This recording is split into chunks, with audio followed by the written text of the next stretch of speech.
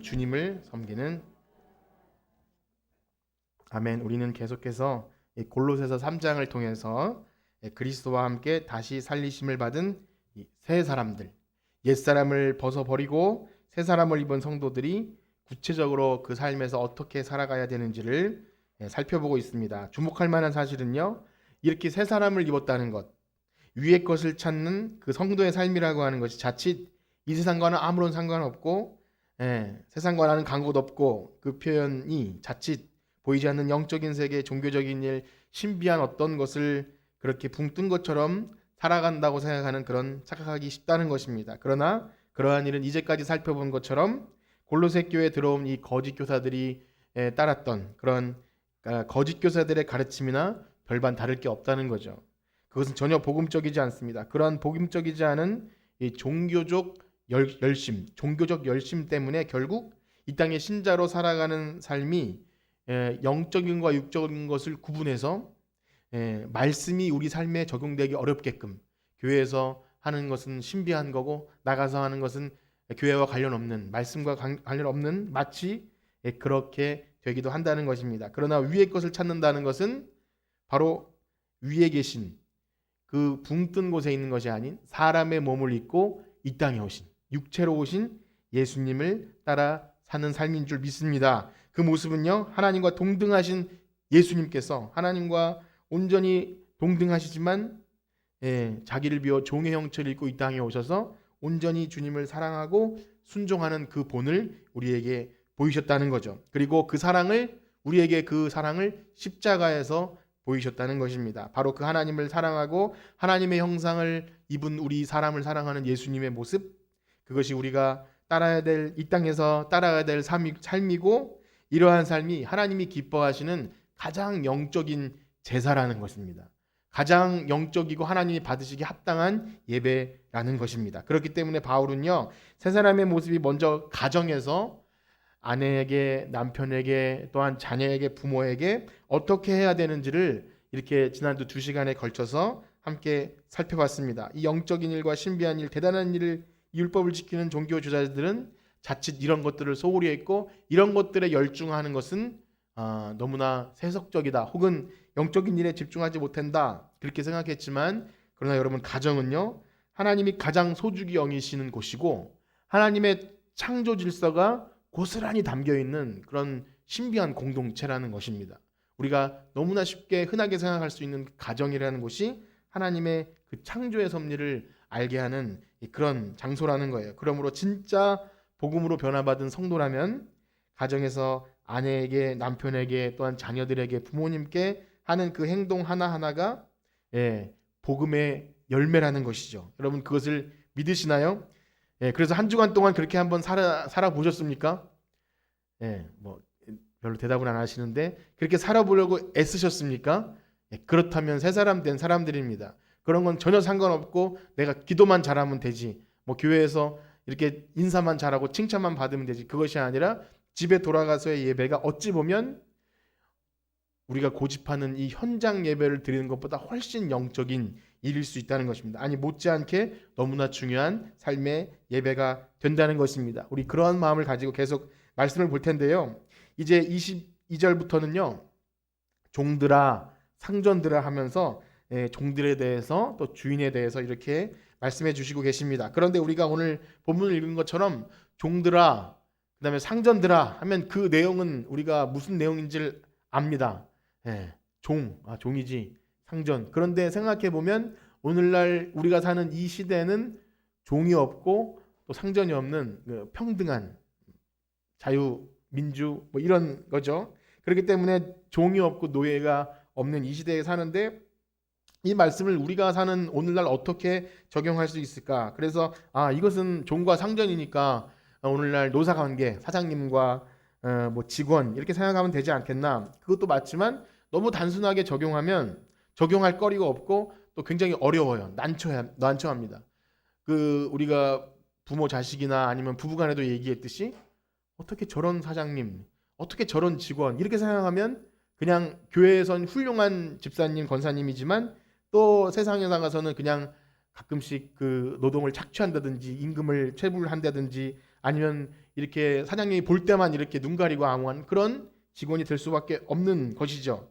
또한 성도로서 세상에서 일하는 것이 직원으로 일하는 것이 그저 우리의 생계 유지를 위한 돈벌이 수단으로 그렇게 생각하고 그냥 그렇게 누가 피해를 입든 말든 이기적으로 행동할 수도 있다는 겁니다. 물론 우리가 그렇다는 것이 아니라 말씀이 우리 삶에 제대로 적용되지 않으면 그러면서도 충분히 신앙생활 할 수 있다는 것이죠. 그러면서도 가끔씩 교회 티를 낼 때 신앙이고 또 내가 교회에서 어떤 직분자이고 해서 어떤 일을 미루거나 하면 교회 다니는 사람 되게 이기적이야, 독선적이야 이런 소리를 듣기도 한다는 것입니다. 그래서 그런지 오늘날은 회사나 직장에서 신자를 드러내기를 꺼려한다는 이야기도 듣긴 하지만 어쨌든 성경적인 관점이 없다면 분리될 수밖에 없는 그런 현실이죠. 그래서 오늘 본문을 좀 배경을 좀 살피면서 좀 고민할 것들을 몇 가지 말씀드리고자 합니다. 먼저는요, 바울이 지금 아내와 남편 이야기를 하고 또 부모와 자식 이야기를 한 다음에 종들아 상전들아 이렇게 갈 때 우리가 생각하기에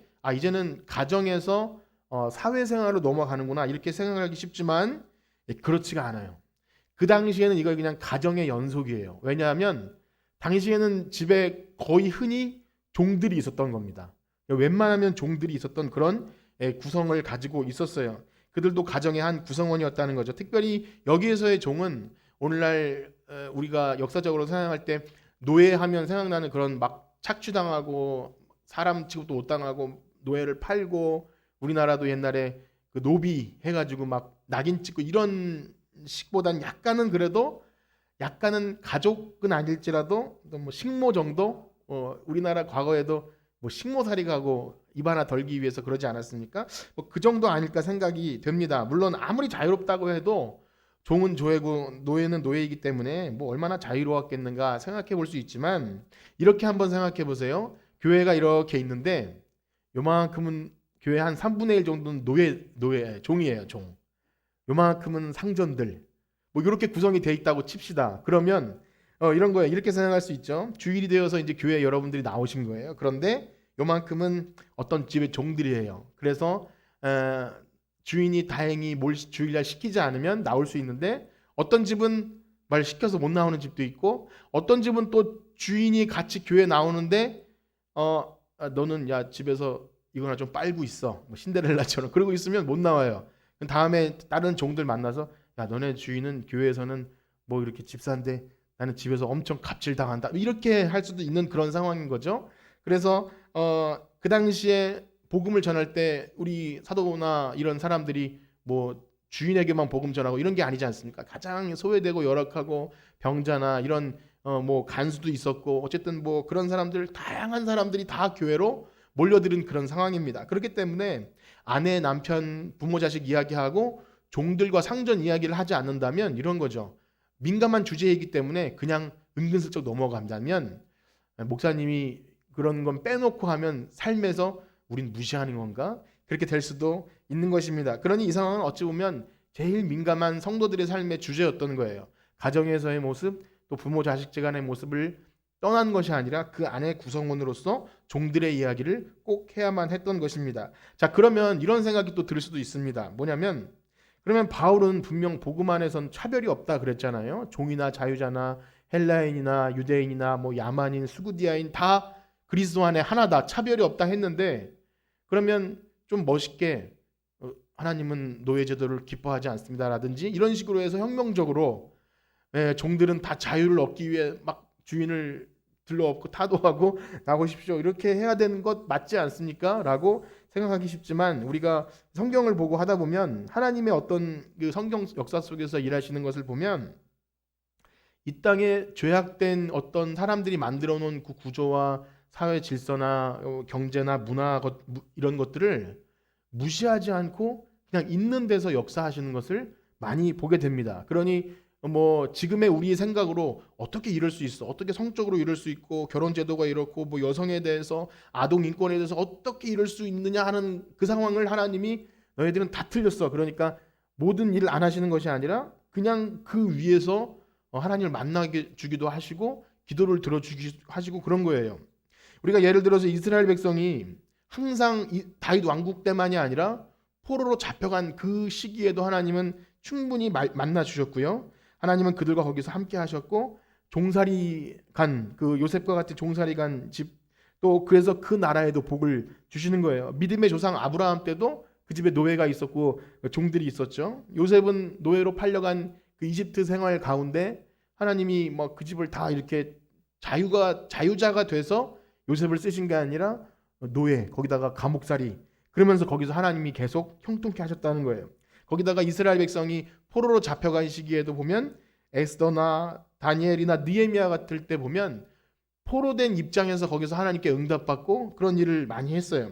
자, 그러면 이 말이 이렇게 생각이 돼요. 우리가 이 땅에 살아가는 동안 어떤 좀 신자이긴 하지만 불의하고 부도덕하고 억압당하고 이렇게 인권 유린되는 상황이 있다 해도 하나님 뜻이니까 그냥 받아들여야 하든가 그래서 그런 것 우리가 문제 삼으면 안 되는 것인가? 결코 그런 것이 아니에요. 왜냐하면 여러분이 복음이 들어가고 진짜 새 사람이 돼서 예수 그리스도의 그 복음 때문에 우리가 차별이 없다는 그 복음의 진리가 제대로 들어가면 어디서든지 거기서 무슨 일이 일어나면 복음으로 변화받은 사람 때문에 우리는 동등하다, 평등한 사람이다. 그래서 어떤 인격도 내가 무시하거나 억압하거나 탄압할 수 없는 동등한 하나님의 백성이다. 그렇기 때문에 이 노예제도가 있던 영국에서나 이런 데서 노예제도가 이렇게 사라지는 걸 보면 그 배경에 믿음의 사람들이 있었다는 거예요. 복음으로 변화받은 믿음의 사람들. 노예상이었다가 그렇게 한 사람도 있지 않습니까? 전에 그런 말씀도 드렸는데 뭐 그런 사람들 못지않게 우리나라에도 이 한국 근대에 복음이 들어올 때 우리나라도 양반이 있고 상민이 있는 건 아닙니까? 노비도 있었고 그런데 교회에 같이 나오다 보니까 같은 집사가 되고 장로가 되고 양반이 아닌 사람이 그 천민 출신이 목사님이 되고 해도 그 밑에서 말씀을 들을 수 있는 것은 우리는 인간이다. 하나님 만드신 창조물이다. 이렇게 복음으로 변화받은 곳에는 언제나 이 변화가 있었다는 거예요. 자, 그렇기 때문에 우리 신자들에게 있어서 이런 생각을 좀 하셨으면 좋겠습니다. 어떤 체제가 있고 어떤 경제사상, 사회 질서가 있을 때 어떤 것은 타도해야 되고 전복해야 될 악이고 어떤 것은 선하기 때문에 이 체제가 하나님이 기뻐하시는 것이고 이렇게 흑백 논리로 생각하면 절대 안 된다는 것입니다. 이것도 저것도 사실은 이 죄악된 인생 속에서 불완전한 거예요. 그래서 언제든지 좋아 보여도 불완전한 죄악이기 때문에 언제든지 실패할 수 있고 사람을 억압하고 유린하고 사람들을 힘들게 할 수 있다는 것입니다. 그러나 때로는 이 기독교인이고 믿음이 좋은 사람들조차도 이것이 진리고 이것이 선이다.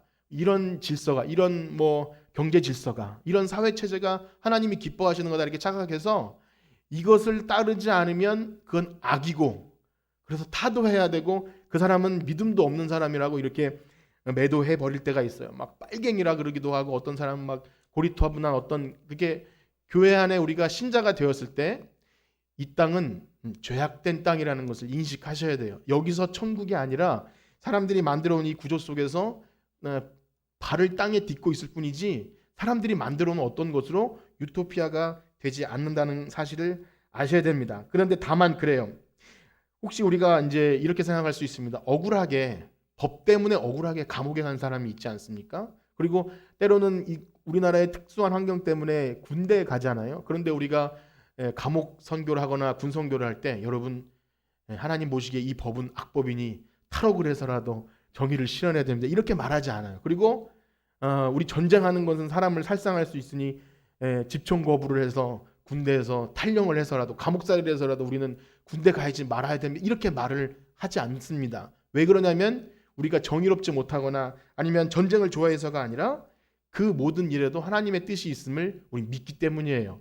비록 연약하지만 우리가 이 땅에 사는 동안 모든 주시는 현상들이 우리가 다 타도해야 되고 그래서 산속으로 들어가야 하거나 사람들이 만들어 놓은 것이 악하기 때문에 세상과 분리돼서 사는 것이 아니라 우리가 여기서 태어난 것은 우리가 결정한 것이 아니지 않습니까?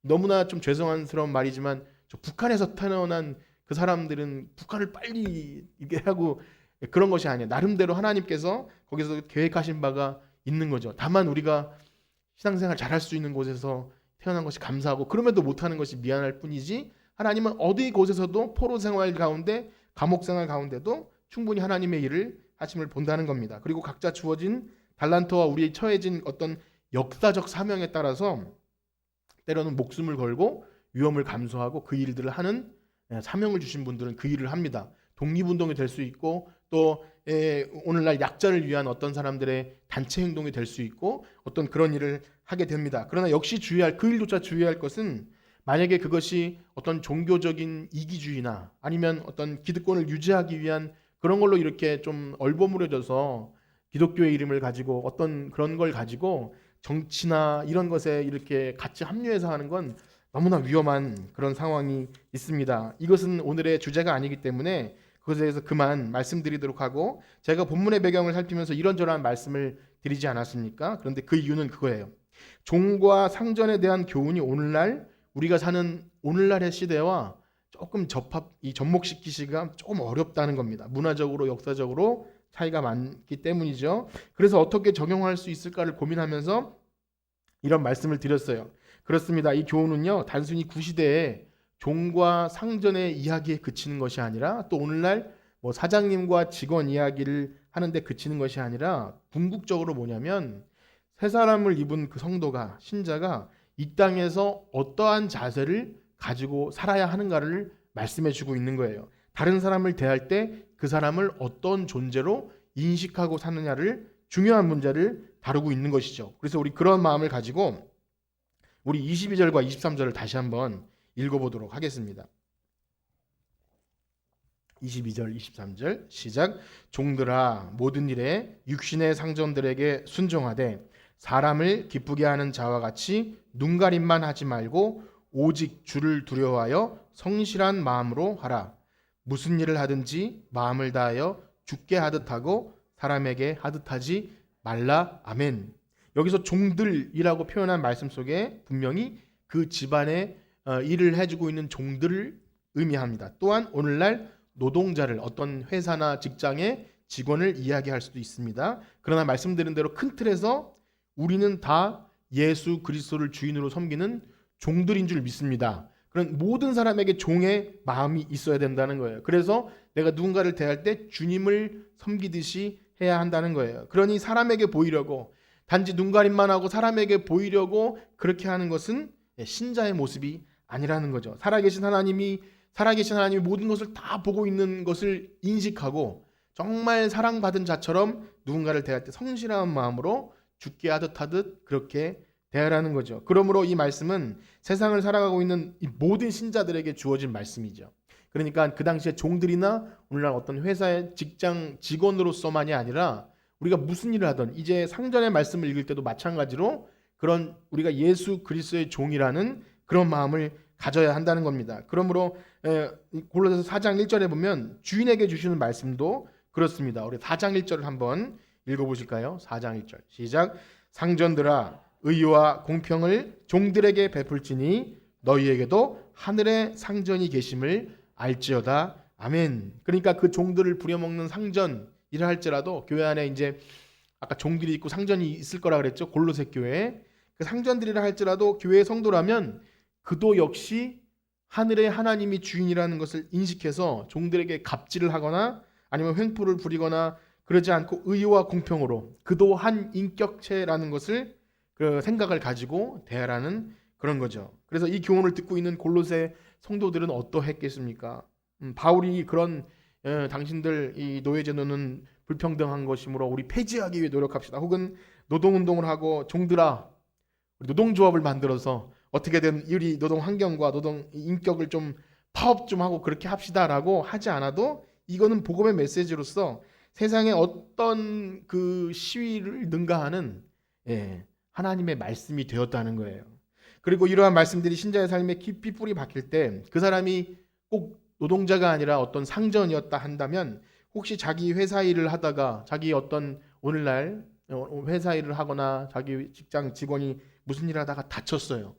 그러면 그걸 어떻게든 내가 내 책임이 아님을 강조하기 위해서 막 이렇게 법적인 걸 조사해서 안 물어주려고 애쓰는 것이 아니라 내가 그것을 어떻게든 해줄 수 있는 만큼 해주기 위하여 또 어떻게 하면 적은 임금으로 많은 일을 시킬까 고민하는 것이 아니라 그렇게 편법을 써서 그렇게 하는 것이 아닌 그런 마음을 갖게 되겠죠. 또 이러한 말씀을 들은 종이라면 그 당시에는 종이겠지만 오늘날 어떤 일을 하는 직원이고 노동자라면 감독자나 어떤 이렇게 팀장이나 이렇게 나를 어떤 인사에 불이익을 준 그런 사람 앞에서만 눈 가리고 아웅하듯이 하는 것이 아니라 아무도 보지 않는 곳에서도 정직하게 어떤 일을 할 수 있고, 하기 싫은 일인데 월급만 받기 위해서 이렇게 하는 것이 아니라 이 일도 주께서 나에게 맡기신 일이다. 그래서 내가 어떻게든 이 일을 통해서 이 회사에도 도움을 주고 또 이 일 때문에 이것을 누리는 어떤 사람들 또 이렇게 할 때 이것은 바로 성스러운 일이 되는 거죠. 목사님이나 선교사님이나 교회 직분자만 성직이 아니라 바로 신자가 세상에서 어떤 일을 할 때 그것이 주님 주신 소명이라고 생각할 때 그것은 성직인 거죠. 그것이 바로 이 개혁주의 교회의 소명입니다. 여러분 옆에 있는 사람과 인사할까요? 우리는 모두 성직자입니다. 우리는 모두 성직자인 것이 바로 우리 이 개혁주의 교회의 어떤 세상의 소명 원리입니다. 목사님만 그런 것이 아니라 여러분들이 주님의 마음을 가지고 세상에서 무슨 일을 해도 그것은 성직이고 하나님이 가장 귀히 여기시는 일이죠. 그래서 이런 생각을 한번 해봅니다. 우리 교회 성도님들 가운데 정말 연로하심에도 나이도 있고 정말 그 지병도 있고 몸도 아프신데도 일들을 하시는 것을 보면 참 대단하다는 생각이 들어요. 다들 어디 가서 일을 하나씩 하시는 것을 봅니다. 몸도 아프고 나이도 있으면 집에서 편안하게 쉬고 싶으실 텐데 어떤 이유가 됐든지 간에 일을 굉장히 하시죠. 그런데 다들 이 감사함으로 하는 것을 보게 됩니다. 몸이 아파도 가서 뭐 공장 사장님이 일을 해달라 그러면 힘든데도 가서 해주시고 병원에서 퇴원하신 지 얼마 안 된데도 해주시고 그런 걸 보면 오히려 그 사장님을 더 이해하고 이렇게 바쁠 때 이렇게 일을 해줘야 된다는 그런 생각들을 들을 때 참 일 자체를 또 귀하게 생각하기도 하는 것 같아요. 사실 이런 분들에게 제가 만약에 뭐 최저임금, 노동 어떤 조건, 뭐 휴일 수당 등등의 일을 하면 더 마음을 복잡하게 만들 수 있다는 생각이 됩니다. 그냥 일은 일로 보고 감사함으로 비교하지 않고 한다는 거죠. 우리가 구인 구직난에 가끔씩 보지 않습니까? 가족같이 일할 분을 찾습니다. 가족같이 일할 사람을 찾아서 할 때 정말 그 가족같이 일하는 작은 기업이죠. 그런데 가끔씩 그 가족인데 이 가족한테 일해도 될까 싶을 정도로 하는 그런 데도 있긴 하지만 어찌 되었든 정말 그렇게 사랑하는 마음으로 해주시는 것 같아요. 어쨌든 우리처럼 이렇게 작은 교회에서 큰 기업체나 이런 데서 일하는 사람이 별로 없는 이런 상황에 지금부터 드릴 말씀을 드리는 것이 별로 어울리지 않다는 생각도 들면서도 이런 생각으로 이런 말씀을 드립니다. 우리가 기독교인이라면 우리는 직원들이 좀 많은 교회이지만 만약에 사장님이 있고 기업의 오너가 있는 어떤 기독교인이라면 이것이 참 오늘 배우는 말씀과 생각할 때 너무나 동떨어진 삶을 사는 것을 많이 보게 됩니다. 대표적으로 여러분 뭐 들어보셨을지 모르지만 그 뭐 이랜드라는 기업이 있어요. 거기에 그 박성수 회장님은 장로님이신데 하여튼 교회도 잘 다니고 선교도 많이 하고 그래서 목사님들 사이에서 예화도 많이 들고 참 귀한 분이라고 소문이 많이 나 있어요. 그런데 이런 우리나라에 큰 사건이 하나 있었는데 그 이랜드에서 갖고 있던 호메번가요? 그 까르푸에서 그 이렇게 넘겨받은 대형마트 거기서 비정규직 노동자를 대량으로 해고해서 막 드라마도 나오고 했던 그런 유명한 사건이 하나 있어요. 제가 뭐 전문가도 아니고 기업을 어떻게 운영해야 되는 그런 생각도 짧은 사람이지만 이런 생각을 하게 됩니다. 만약에 그 기업을 운영하는 오너가 그 일하는 그 여성 근로자들을 가족같이 생각했다면 그렇게 할 수 있었을까? 그건 자본주의 시장 논리로 돈이 되거나 안 되거나를 떠나서 이렇게 돈이 되거나 안 되거나를 따라서 그렇게 한 것이 아닌가 생각이 되죠. 제가 이랜드 사장님 얘기를 들어서 억울하실 수도 있을 거예요. 그래도 선교도 많이 하고 좋은 일도 많이 하신 분인데 억울할 수도 있지만 이런 생각을 해봅니다. 저도 이제 어릴 때 부흥회나 이렇게 친구 교회 부흥회 가고 하면 이렇게 부흥 강사 목사님이 아직도 그 기억이 나요. 여러분 그 백화점왕 존 워너메이커를 아십니까? 백화점왕 미국의 백화점을 최초로 만든 존 워너메이커 얘기를 하면서 얼마나 그 사람의 신앙이 좋고 했던 것을 이렇게 할 때 교회에서 우리도 이렇게 열심히 신앙생활하고 하면 그렇게 될 수 있을 거야라는 생각도 갖고 또 유명한 서기왕 록펠러 이야기를 굉장히 많이 들어요. 그런데 우리에서 신앙이 좋으면 우리도 이렇게 대기업은 아니더라도 교회에도 유익이 되고 헌금도 많이 하고 세상에서 영향력 있는 사람이 될 거야 이런 것이 신앙의 척도가 되기도 했습니다. 그러나 우린 존 워너메이커라는 사람이 누군지 잘 모르지만 이 백화점 왕이 얼마나 미국 그 소비 향락 문화를 부추겼던 역할을 했는지 몰라요. 그래서 그 후손들은 다 뭐 마약이나 어떤 이런 좀 부후 때문에 좋지 않은 일을 갖게 되고, 우리가 백화점 하면 떠올리는 거 뭐가 있죠? 고가의 어떤 사치성 물건들을 또 갖게 되는 것, 그런 것들을 미국의 자본주의가 이렇게 이끌고 갔죠. 그 다음에 그 유명한 그 록펠러는 유명하기로 어떤 것이 유명하냐면 개인의 11조를 관리하는 직원들이 수십 명이 있을 정도로 돈을 많이 벌었다는 것으로 유명한데, 사실 알고 보면 그 미국의 독점 자본을 가지고 돈이 엄청 많으니까 이 작은 기업들을 죽이면서 더 부자가 되고 노동을 착취하고 많은 뇌물과 로비로 이 정부를 움직여서 스탠더드라는 정유회사를 이렇게 했는데, 그 회사는 미국에서 악명 높기로 손꼽히는 그런 악덕 기업이 되었다는 거죠.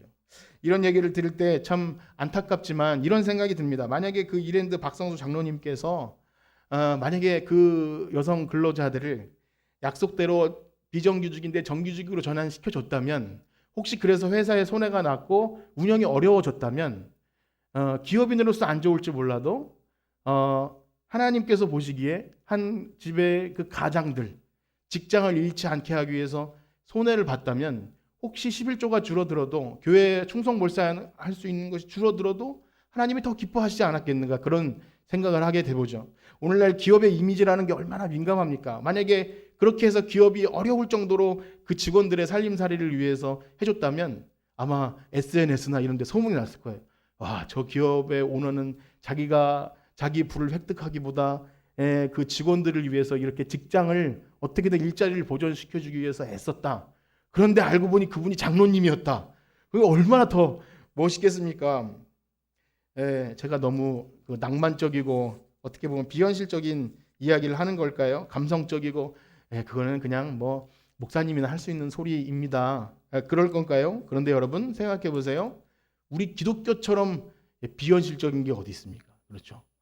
예수님이 우리를 위해서 십자가에 돌아가신 그 사랑을 생각하면 정말 값어치 없는 일에 엄청난 걸 투자하신 거잖아요. 교회는 정말 세상의 합리적인 구조와 상상하지도 못할 쓸데없는 일이 투자하는 거예요. 여러분들이 이 시간에, 이 귀한 시간에 주말에 집에서 편히 쉬고 직장 가면 너무나 좋은데, 여기 앉아 있는 것은 뭐 돈이 나옵니까? 뭐가 나옵니까? 여기에 진리가 있고 생명이 있기 때문에 앉아 계신 것 아닙니까? 그렇기 때문에 우리가 기독교인으로서 할 수 있는 일은 세상 사람들이 보기에 야, 저 돈도 안 되는 일이고 저 비현실적인 일을 하고 있다 라는 것이 바로 이 기독교예요. 예수님이 우리를 위해 하신 일이라는 거죠. 그래서 우리가 이 세상에 보이는 것만, 또 돈만, 혹은 손익계산서를 따지고 보면 교회는 있을 수도 없고 성도는 있을 수도 없는 거죠. 그런데 저는 이런 생각을 한번 해봅니다. 이렇게 신앙이 있고 교회에서 칭찬받는 어떤 장로님, 집사님인데 그런 분이 기업에 어떤 좋은 율기를 가지고 하지 못하고 뭐 이렇게 방금 제가 안 좋은 예지만 말씀드린 대로 그런 일이 벌어지는 이유가 무엇인지를 생각해 볼 때 그런 거죠. 그 이유가 교회에서 가르치는 혹시 복음이 새 사람 된 주님의 종으로 이 세상을 살아가는 방법보다는 예수 믿고 잘 사는 법, 자녀가 잘 되고 믿음이 좋은 부자가 되는 것, 교회도 충성 봉사하고 이렇게 충성했더니 하나님이 이렇게 채워주셨더라 라는 그런 논리만 신앙의 전부가 된 것은 아닌가, 그렇게 생각을 해봅니다. 그렇다 보니 한 기업체를 운영하는 성도의 기업에서 사업장 예배도 드리고 목사님이 가서 축복 기도도 해주는데, 그 사업체가 그 사장님이 직원들의 월급을 떼어먹고 나라에는 세금을 탈세하고 해도 문제가 안 되는, 그걸 가지고 목사님에게 어떤 뭐 지적은 아니더라도 그렇게 하시면 안 됩니다, 이런 말은 되지 않는 그런 상황이 있었는지 몰라요. 또한 아이들을 가르치는 뭐 그런 회사가 아니더라도 개인적인 학습지 교사조차도 정말 이 일은 하기 싫은데 돈 때문에 어쩔 수 없이 저 아이들을 대하는 것이 귀찮은데 이게 내가 월급을 받기 위해서 이 일을 한다, 그런 얘기를 들을 때 참 마음이 어려워지는 그런 생각을 합니다. 그런 것 같아요. 그 모든 것이 주님이 주신 것들이, 또 주님께서 우리에게 허락하신 일들이 주님이 우리에게 맡기신 일이라고 생각하지 않고 그저 어떻게 하면 내 이익을 취할까, 혹은 내가 여기서 먹고 살 것만 하고 그냥 뭐 교회에서 신앙생활 하면 되지, 이런 식으로 생각할 때 빛과 소금의 역할이나 어떻게 내가 얻은 이익을 다른 사람에게 나눌 것인가라는 생각은 못하게 되었던 것이 아닌가 그렇게 생각해 봅니다. 그래서 무엇보다 우리는 모두 다 주님의 종이라는 생각, 또 하늘의 상전인 하나님이 모든 것의 주인 되셔서 우리가 이렇게 살아갈 때 당장 물질적 이익이 없다 할지라도 혹은 약자를 위해서 혹은 그런 사람들을 위해서 기업의 오너로서 그렇게 해서 내가 손해가 봤다 할지라도 이 모든 것을 하나님이 채워줄 줄 믿고 살아가는 성도가 바로 새 사람 된 성도인 줄 믿습니다. 그래서 골로새 3장 24절의 말씀 보면 이렇게 되어 있어요. 한번 읽어볼까요? 3장 24절입니다. 시작. 이는 기업의 상을 주께 받을 줄 아나니 너희는 주 그리스도를 섬기느니라. 아멘. 하늘의 상이 있다는 것을 기억하는 거죠. 이 땅에 내가 얻을 이익이 좀 줄어든다 할지라도 주님을 위해서 그 사람을 돈으로 생각하지 않고 인격과 생명으로 생각할 때 내가 좀 힘들고 손해가 나도 하나님이 주실 상을 기대하죠. 참 감사하게도 이번 주 매일 성경을 묵상하는데 누가복음 7장 말씀에서 이런 말씀을 보았어요. 자신의 종이 병이 들었는데 그 종의 병을 고쳐주심을 원하기 위해서 예수님께 사람을 보낸 백부장 이야기가 나오는데 생각해보면 그렇습니다. 그 당시에는 종은 그냥 종이기 때문에 죽던 살던 백부장이 그 일에 신경 안 써도 돼요. 그런데 그 사랑하는 종이었기 때문에 어쨌는지 몰라도 그 종을 위해서 백부장이 사람을 보내서 예수님을 이제 이렇게 요청을 합니다. 그러니까 예수님이 그 소식을 듣고 가시죠. 그런데 중간에 또 사람을 보내서 예수님, 저도 사람을 이렇게 오라 그러면 오고 가고 가는 그런 지위에 있는 사람인데 예수님은 하나님의 아들이신데 여기까지 오실 필요가 없고 이렇게 하라고만 하시면 말씀만 하시면 될 줄 믿습니다. 그렇게 하니까 정말 예수님이 안 가시고 이렇게 말씀하시니까 정말 병이 나아요. 무엇이죠?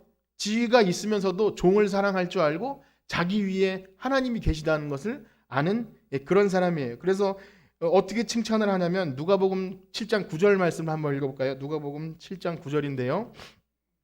시작. 예수께서 들으시고 그를 놀랍게 여겨 돌이키사 따르는 무리에게 이르시되 내가 너희에게 이르노니 이스라엘 중에서 이만한 믿음은 만나보지 못하였노라 하시더라. 아멘. 그러니까 여기서 믿음은 어떤 종교적 열심보다 정말 하나님을 사랑받은 자처럼 자기보다 낮은 사람이지만 그를 생명으로 여기고 또 자기도 어떤 지위 감독권에 있는 지위가 높은 사람이지만 나보다 높은 하나님이 계시다는 것을 알고 그렇게 사는 것, 그것을 믿음이라고 하신 거죠. 오늘 어찌 보면 부정적인 얘기를 중간에 좀 드려서 좀 죄송한 마음도 있고 이렇게 그래서 훈훈하게 말씀을 마무리하려고 하는데 저는 우리 교회 성도님들 가운데 이런 분들을 보면 개인적으로 참 제가 부끄럽기도 하고 부럽기도 한 그런 분들이 많이 있어요. 어떤 분은 어린이집에서 선생님으로 섬기시는 분인데 가끔씩 그런 말씀을 하셔요. 아이들을 돌보고 재우면서 이렇게 기도해 준다고. 그 아이가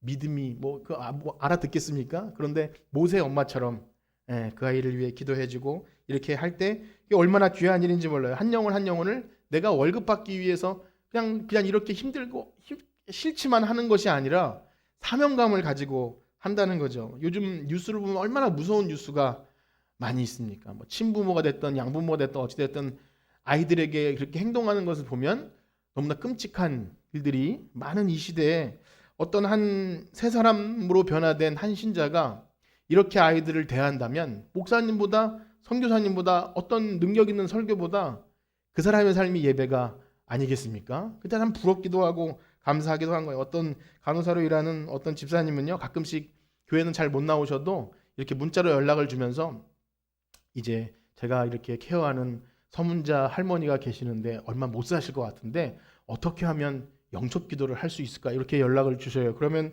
뭐 이렇게 집사님 원래 하시던 대로 하세요. 제가 기도해 드릴게요 하면은 막 이렇게 뭐 할머니가 제 말을 들어서 이렇게 문자가 왔다 갔다 할 때 부럽기도 하고 참 부끄럽기도 한 거예요. 복음의 최전선에서 죽어져가는 영혼에게 복음을 전하고 계시구나. 또 어떤 뭐 집사님은 어떤 한 아이가 한글을 깨우칠 때 그 가정의 엄마 아빠와 할머니 할아버지가 다 기뻐하는 그런 자부심을 가지고 일을 해요. 아까 말한 어떤 선생님은 돈이라고 생각하면 너무 힘든데 얘는 한글도 모르고 막 짜증이 날 텐데 그게 아니라 이 아이가 한글을 깨우쳐서 그 가정이 얻는 기쁨.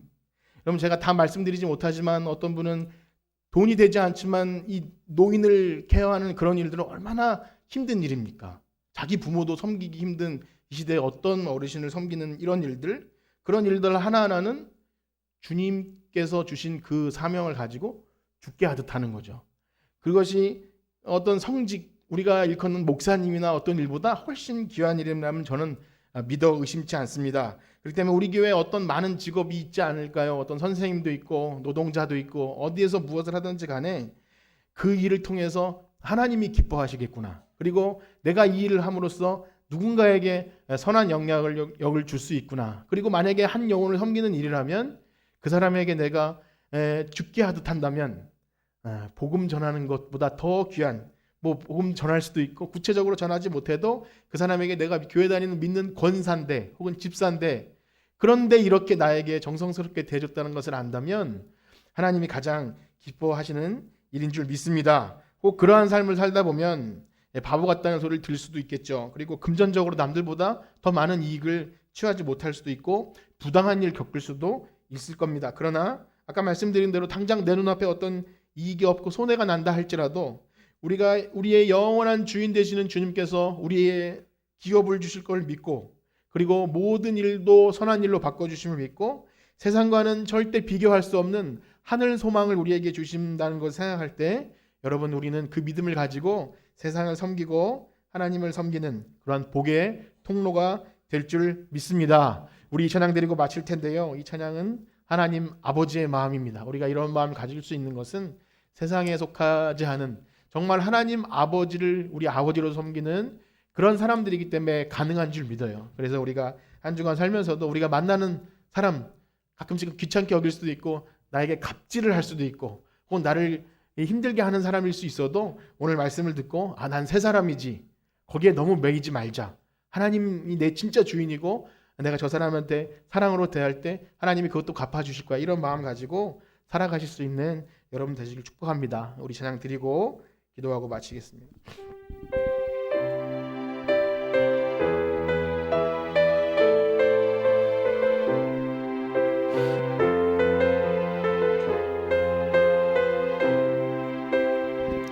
아버지 당신의 마음이 있는 곳에 나의 마음이 있기를 원해요.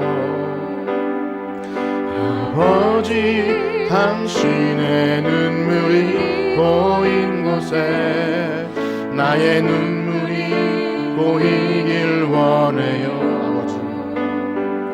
아버지 당신이 바라보는 영혼에게 나의 두 눈이 향하길 원해요.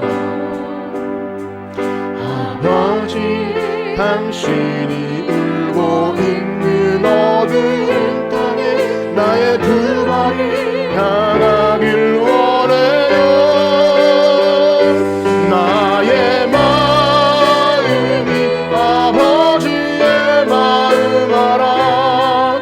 내 모든 뜻 아버지의 뜻이 될 수 있는 나의 온몸이 아버지의 내 모든 삶 당신. 우리 다시 한번 고백합니다. 아버지 당신의 마음, 아버지 당신의 마음이 있는 나의 마음이 있기를 원해요. 나의 마음이 있기를 원해요. 아버지 당신의 눈물이 나의 눈물이 보이길 원해요. 아버지 당신이 바라보는 영혼에게 나의 두 눈이 향하길 원해요. 아버지 당신이 울고 있는 어두운 땅에 나의 두 발이 향하길 원해요.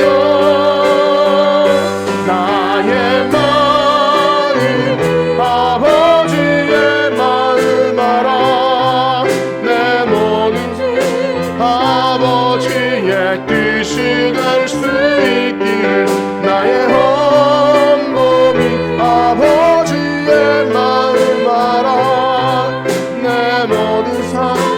당신의 삶 내게. 아멘. 우리 들으신 말씀 기억하며 이렇게 기도하기 원합니다. 내가 일하는 곳, 내가 운영하는 곳, 내가 만나는 사람들, 작은 어린아이나 어떤 상황 속에서도 소홀히 여기지 않고 돈벌이 수단이나 내 이익을 위해 이용하는 것에 그치는 것이 아니라 이 모든 것이 하나님께서 나에게 섬기라고 주신, 복음 전하라고 주신 그 선교지임을 믿고 모든 사람에게 죽게 하듯 예수 그리스도를 섬기는 종으로서 섬길 수 있는 우리 모두가 되게 하여 주시옵소서. 우리 이런 마음 가지고 주의 이름 선물을 짓고 기도합니다.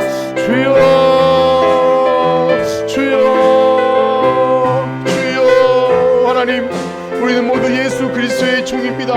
하나님, 누구에게도 갑질할 수 없고 누구에게도 눈가림할 수 없는 하나님의 백성들입니다. 하나님이 우리를 보고 계시고 우리는 사랑받는 주의 자녀들입니다. 새 사람 된 사람들입니다. 하나님, 때로는 억울할 때도 있습니다. 때로는 손해보는 것 같을 때도 있습니다. 그러나 우리는 하늘 소망을 바라며 사는 사람들입니다. 이 땅이 우리에게 영원한 행복과 생명과 안식을 주지 못합니다. 이 땅의 것에 부당함 때문에 너무 좌절하거나 낙심하지 아니하고 하나님, 이 땅에 내가 선한 영향을 끼칠 때 내가 그들과 대적하지 않아도 하나님은 충분히 우리를 통해서 아름답게 선하게 바꿀 줄 믿습니다. 하나님, 우리가 믿는 것은 하나님입니다. 세상의 체제나 세상의 경제나 돈이나 물질이 아닙니다. 하나님을 사랑하는 하나님 그 뜻대로 부르시는 사람들이 하나님께서 원하시는 대로 행동하였을 때 모든 것은 선하게 바꿔줄 줄 믿사오니 하나님, 우리와 함께 하셔서 내가 만나는 사람마다 하나님 주님을 섬기듯이 사랑하게 하시고 하나님, 내가 만나는 사람마다 한 영혼으로 대하게 하시고 하나님, 소홀히 대하지 않고 내 이익을 위해서 하나님 그렇게 이기적으로 행동하지 않는 하나님의 백성들 다 되게 하여 주시옵소서. 한 주간 동안 이 세상에 살아가는 동안도 만나는 모든 사람에게 그 새 사람으로서 선한 영향력을 끼칠 수 있는, 세상이 감동하고 주님이 감동할 수 있는 우리 모두가 되게 하여 주시옵소서. 믿음으로 살아나게 하여 주시옵시고 하나님께서 원하시는 기고 기뻐하시는 일을 날마다 우리 삶에서 해낼 수 있는 진정한 예배자들이 다 되게 하여 주시옵소서. 하나님 감사합니다. 주님께서 영광 받아 주시고 우리와 함께 하여 주시옵소서. 아멘. 이제는 우리 주 예수 그리스도의 은혜와 하나님의 무한하신 사랑하심과 성령님의 교통하심이 이 세상을 살아가는 동안 우리가 종이라는 사실을 잊지 않고 모든 사람을 주께 대하듯 그렇게 섬길 수 있는, 그렇게 우리의 새 사람됨을 믿고 살아가는 성전교회 성도들 머리 위에 이제로부터 영원토록 함께 있을지어다. 아멘.